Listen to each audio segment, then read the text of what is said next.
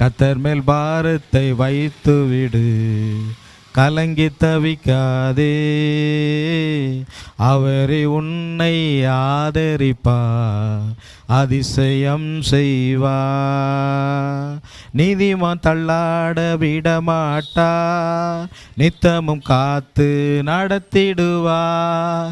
நீதிமான் தள்ளாட விடமாட்டார், நித்தமும் காத்து நடத்திடுவார். கர்த்தர் மேல் பாரத்தை வைத்து விடு, கலங்கி தவிக்காதே. அவரே உன்னை ஆதரிப்பார், அதிசயம் செய்வார். நம்மை காக்கும் தேவனவர், நமது நிழலாயிருக்கின்றவர். நம்மை காக்கும் தேவனவர், நமது நிழலாயிருக்கின்றவர். கர்த்தர் மேல் பாரத்தை வைத்து விடு, கலங்கி தவிக்காதே.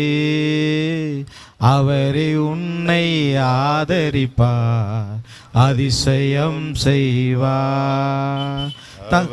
அவரே உன்னை ஆதரிப்பார், அதிசயம் செய்வார். நம்மை காக்கும் தேவனவர், நமது நிழலாயிருக்கின்றவர். நம்மை காக்கும் தேவனவர், நமது நிழலாயிருக்கின்றவர். கர்த்தர் மேல் பாரத்தை வைத்து விடு, கலங்கி தவிக்காதே. அவரே உன்னை ஆதரிப்பார், அதிசயம் செய்வார். தகப்பனும் தாயும் கைவிட்டாலோ, அவரே நம்மை அணைத்து கொள்வார். தகப்பனும் தாயும் கைவிட்டாலோ, அவரே நம்மை அணைத்து கொள்வார். கர்த்தர் மேல் பாரத்தை வைத்து விடு, கலங்கி தவிக்காதே. அவரே உன்னை ஆதரிப்பார், அதிசயம் செய்வார். கர்த்தர் மேல் பாரத்தை வைத்து விடு, கலங்கி தவிக்காதே. அவரே உன்னை ஆதரிப்பார், அதிசயம் செய்வார். வாழ்வை கர்த்தருக்கு ஒப்பு கொடுப்போம், அவரே எல்லாம் வாய்க்கச் செய்வார். வாழ்வை கர்த்தருக்கு ஒப்பு கொடுப்போம், அவரே எல்லாம் வாய்க்கச் செய்வார். கர்த்தர் மேல் பாரத்தை வைத்து விடு, கலங்கி தவிக்காதே. அவரே உன்னை ஆதரிப்பார், அதிசயம் செய்வார். கர்த்தர் மேல் பாரத்தை வைத்து விடு, கலங்கி தவிக்காதே.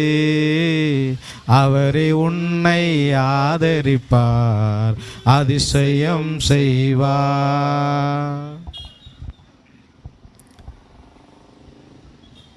கர்த்தர் நல்லவர். இஸ்ரவேலின் தேவனாகிய கர்த்தர் உங்களை மிகவும் நேசிக்கிறார். வருத்தப்பட்டு பாரம் சுமக்கிறவர்களே, நீங்கள் எல்லாரும் என்னிடத்தில் வாருங்கள், நான் உங்களுக்கு இளைப்பாறுதலை தருவேன் என்று பரலோகத்தின் ஆண்டவர் இயேசு கிறிஸ்து சொல்லுகிறார். அருமையான ஆண்டவர் இந்த பூமியில் நம்மை படைத்து இந்த ஆசீர்வாதமான பூமியில் வைத்திருக்கிறார். இந்த பூமியில் மனுஷன் தன்னுடைய மன விருப்பம் போல வாழுகிறான், இஷ்டம் போல வாழுகிறான். இந்த பூமியில் ஒரு மனுஷன் வாடகைக்கு ஒரு வீடை கட்டி கொடுத்தா கூட அதுக்கு நிறைய கண்டிஷன் வச்சிருப்பான். பார்த்திங்கன்னா கரெக்டாக 1ஆம் தேதியிலிருந்து 5ஆம் தேதி வரைக்கும் வாடகை கரெக்டாக கொடுத்துடணும். 4 பேர் தங்குற வீடாக இருந்தால் கரெக்டாக 4 பேர் தான் தங்கணும், நிறைய பேர் தங்கக்கூடாது. ஒருக்காத மோட்ரு போடணும், தண்ணியை சிக்கனமாக செலவழிக்கணும், வீட்டை எந்த விதமான டேமேஜும் பண்ணக்கூடாது. இப்படி நிறைய ஒரு 500 சதுரடி 1000 சதுரடியில் வீடு கட்டி கொடுத்த ஒரு மனுஷனுக்கு விதிக்கிற கட்டளைகள் நிறைய, கண்டிஷன்ஸ் நிறைய. அப்போ ஆண்டவர் இவ்வளோ பெரிய பூமியை நமக்கு கொடுத்து நம்மளை வாழ வைத்திருக்கிறார். நமக்கு ஆண்டவர் கட்டளை கொடுக்காமல் இல்லை, கற்பனைகளை கொடுக்காமல் இல்லை. ஆண்டவர் நமக்கு கட்டளை கொடுக்கிறார், கற்பனைகளை கொடுத்திருக்கிறார். ஆண்டவருடைய வசனம் சொல்லுகிறது, நீ நன்மை செய்தால் மேன்மை இல்லையோ, நீ நன்மை செய்யாதிருந்தால் பாவம் வாசபடியில் படுத்து கிடக்கும் என்று ஆண்டவருடைய வசனம் சொல்லுகிறது. இந்த பூமியில் ஒரு மனுஷன் மேன்மையாயிருக்க வேண்டுமேயானால், ஆசீர்வாதமாய் இருக்க வேண்டுமேயானால் அவன் முதல்ல நன்மை செய்யணும். நன்மை செய்யாமல் இந்த பூமியில் ஒரு மனுஷன் ஆசீர்வாதமாக இருக்க முடியாது, சமாதானமாக இருக்க முடியாது, சந்தோஷமாக இருக்க முடியாது, சுகமாக இருக்க முடியாது. ஆண்டவர் சொல்லுகிறார், நன்மை செய்தால் மேன்மை இல்லையோ, நீ நன்மை செய்யாதிருந்தால் பாவம் வாசபடியில் படுத்து கிடக்கும் என்று. எனக்கு எல்லாருக்கும் ஒரு விருப்பம் உண்டு, நம்ம நல்லா இருக்கணும் அப்படின்னு, நம்ம ஆசீர்வாதமாக இருக்கணும், நம்ம சுகமாக இருக்கணும் அப்படிங்கிறதான் நம்மளுடைய விருப்பம். நம்ம நல்லா இருக்கணும் அப்படின்னா அதுக்கு என்ன செய்யணும்? சிலருக்கு வாழ்க்கையில் ரொம்ப போராட்டம், ரொம்ப கஷ்டம், ரொம்ப கவலை, பல காரியத்தை யோசிக்கிறோம். எதனால் நமக்கு இந்த கஷ்டம், எதனால் இந்த நெருக்கம், எதனால் இந்த போராட்டம், சமாதானம் இல்லையே? ஒருவேளை குடியிருக்கிற வீடு தான் சரியில்லையா, வாஸ்து தான் சரியில்லையா, அதில் பிறந்த நேரமா, ஏன் நம்ம வாழ்க்கை இப்படி இருக்கு அப்படின்னு யோசிப்போம். ஆனால் ஆண்டவர் மிக தெளிவாய் சொல்லுகிறார், நீ நன்மை செய்தால் மேன்மை இல்லையோ, நீ நன்மை செய்யாவிட்டால் பாவம் உன் வாசப்படியில் படுத்திருக்கும். அப்போ வானத்தையும் பூமியும் உண்டாக்கின தேவன் இந்த பூமியில் வாழுகிற மனிதர்களாகிய நம்மை பார்த்து ஆண்டவர் சொல்லுகிறார், நீ நன்மை செய், உனக்கு மேன்மை இல்லாமல் போகாது. நீ நன்மை செய், உனக்கு ஆசீர்வாதம் இல்லாமல் போகாது. நீ நன்மை செய், உனக்கு ஆரோக்கியம் இல்லாமல் போகாது. இல்லாவிட்டால் பாவம் வாசப்படியில் படுத்து கிடக்கும். ஒவ்வொரு நாளும் சங்கடம், ஒவ்வொரு நாளும் வருத்தம், ஒவ்வொரு நாளும் மன உளைச்சல், சமாதானத்தை இழந்து தான் இருப்போம். ஒரு சின்ன வீடை வாடகைக்கு கொடுத்தவர்களுக்கு கூட வாடகைதாரர்கிட்ட நிறைய கண்டிஷன் வைக்கிறோம். ஆண்டவரும் இவ்வளோ பெரிய பூமியில் நம்மை வாழ வைத்திருக்கிறார். கட்டளை இல்லாமல் இல்லை, கற்பனை இல்லாமல் இல்லை. தேவ சித்தத்தை நாம் புரிந்து வாழுவோமே ஆனால் தலைமுறைகள் நல்லா இருக்கும். தேவ சித்தத்தை அறிந்து வாழுவோமே ஆனால் உங்கள் சந்ததிகள் ஆசீர்வாதமாக இருக்கும். தேவனுடைய விருப்பத்தை நாம் புரிந்து கொள்ளுவோம். இந்த பூமியில் நிறைய மனிதர்கள் நமக்கு சொல்லுவாங்க, நிறைய தவறான வழி நடத்துதல் எல்லாம் நமக்கு கற்று தருவாங்க. இப்படி கள்ளத்தனம் பண்ணு, இப்படி பொய் சொல்லு, இப்படி வியாபாரம் செய், கள்ளத்தராசு வை, இதெல்லாம் இப்படியெல்லாம் வியாபாரம் பார்த்தா நல்ல லாபம் கிடைக்கும். மனிதர்கள் நமக்கு நிறைய ஆலோசனை சொல்லலாம். மனிதர்கள் தரக்கூடிய ஆலோசனை நமக்கு ஆசீர்வாதமாக இருக்காது. கர்த்தர் கொடுக்கிற ஆலோசனை நமக்கும் நம்முடைய தலைமுறைகளுக்கும் மிகுந்த ஆசீர்வாதமாக இருக்கும். ஆகவே புரிந்து கொள்ளுங்க, நான் நன்மை செய்வேனானால் எனக்கு மேன்மை இல்லாமல் போகாது. நான் நன்மை செய்தால் எனக்கு மேன்மை உண்டு. பரலோகத்தின் ஆண்டவர் உங்களோடு கூட பேசுகிறார், நன்மை செய், யாருக்கும் தீமை செய்யாதே, யாருக்கும் தீங்கு செய்யாதீர்கள், தீங்கு நினையாதிருங்கள், தீங்கு பேசாதிருங்கள், தீமையாய் நடக்காதிருங்கள். பாவம் ஒரு நாளும் வாசப்படியை விட்டு விலகாது. இன்னைக்கு நிறைய பேர் சம்பாதிக்கணும், சொத்து சேர்க்கணும், ஆடம்பரமாக வாழணும், அதுக்கு என்ன வேண்டாலும் செய்யக்கு ரெடி, என்ன வேண்டாலும் செய்யக்கு ரெடி. ஆனால் ஆண்டவர் சொல்லுகிறார், நன்மை செய்தால் மேன்மை இல்லையோ, நன்மை செய்யாவிட்டால் பாவம் வாசப்படியில் படுத்து கிடக்கும் என்று ஆண்டவர் சொல்லுகிறார். நீதிமொழி 28:8 வேதத்தில் சொல்லப்பட்டிருக்கிறது, அநியாய வட்டியினாலும் ஆதாயத்தினாலும் தன் ஆஸ்தியை பெருக்குகிறவன் தரித்திரன் பேரிலே இறங்குகிறவனுக்கு அதை சேர்க்கிறான் என்று ஆண்டவர் சொல்லுகிறார். அநியாய வட்டி, அநியாயமான ஆதாயம், இதெல்லாம் ஒரு தேவனுடைய பிள்ளைகள் வெறுக்கணும். இந்த பூமியில் வாழுகிறவர்கள் வெறுக்கணும். சரியான லாபம், சரியான ஆதாயம், அதுவே நமக்கு போதும். அநியாயமான ஆதாயம் நம்முடைய வாழ்க்கையில் வேண்டாம். ஒரு மனுஷன் மூலமாக வியாபாரம் பண்ணி அதில் வரக்கூடிய லாபம் பல மடங்கு வேண்டாம். நாம் நம்முடைய மனைவி பிள்ளைகள், நம்முடைய குடும்பங்கள் நடக்கிற மாதிரி இருந்தாலே போதும். இன்னைக்கு நிறைய பேர் அநியாய வட்டியினால் சம்பாதிக்கிறார்கள். அநியாய வட்டி மார்க்கெட்டில் பார்க்குறோம். நிறைய விதமான வட்டிகள் இருக்கிறது. 2 பைசா வட்டி, மீட்ரு வட்டி, சிட்டா வட்டி, ஸ்பீடு வட்டி, பிளேடு வட்டி, இப்படியெல்லாம் நிறைய வட்டி. எந்த மனுஷனிடத்தில் இந்த மாதிரி ஸ்பீடு வட்டி, ராக்கெட் வட்டி, சிட்டா வட்டிகள்லாம் எடுக்கிறாங்களோ, வாங்குகிறவர்கள் கொஞ்ச நாளில் தன்னுடைய வாழ்வாதாரத்தை இழக்க வேண்டிய, சொத்தை இழக்க வேண்டிய, பணத்தை இழக்க வேண்டிய, ஆஸ்தி இழக்க வேண்டிய நிலைமைக்கு தள்ளப்படுகிறார்கள். இந்த பூமியில் நாம் மற்றவர்களுக்கு நன்மை செய்கிறவர்களாக, நன்மையாக அமையும்படி வியாபாரம் செய்வோம், தொழில் செய்வோம், வேலைகள் செய்வோம். அதில் கள்ளத்தனங்கள் இல்லாமல் செய்வோம், நல்ல முறையில் செய்வோம். வானத்தையும் பூமியும் படைத்த தேவன் இந்த அநியாயத்தை எல்லாம் வெறுக்கிறார். அக்கிரமத்தை எல்லாம் வெறுக்கிறார். பொல்லாப்பை எல்லாம் அவர் வெறுக்கிறார். நாமளும் வெறுத்தால் இந்த பூமியில் நீங்கள் ஆசீர்வாதமாக இருப்பீர்கள். இந்த பூமியில் நீங்கள் சுகமாக இருப்பீர்கள். நன்மை செய்தால் மேன்மை இல்லையோ, நீ நன்மை செய்யாதிருந்தால் பாவம் வாசப்படியில் படுத்திருக்கும். அநியாய வட்டிகள் வேண்டாம், அநியாயமான ஆதாயமும் வேண்டாம். தேவையான அளவுக்கு, போதுமான அளவுக்கு ஒரு லாபம், அது நமக்கு, நம்முடைய தலைமுறைக்கு மிகுந்த ஆசீர்வாதமாக இருக்கும். இந்த பூமியில் ஒரு மனுஷனுக்கு எப்போ என்ன நடக்கும்னே தெரியாது. இந்த பூமியில் நம்மளுடைய வாழ்க்கையை முடிப்போமேயானால் பரலோகம் என்று இருக்கிறது.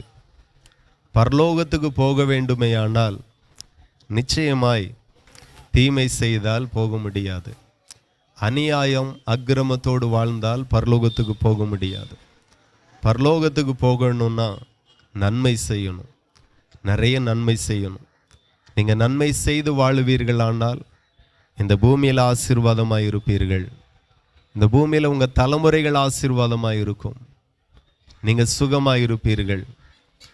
வானத்தையும் பூமியும் படைத்த இஸ்ரவேலின் தேவனாகிய கர்த்தர் உங்களை அவர் பாதுகாப்பார்.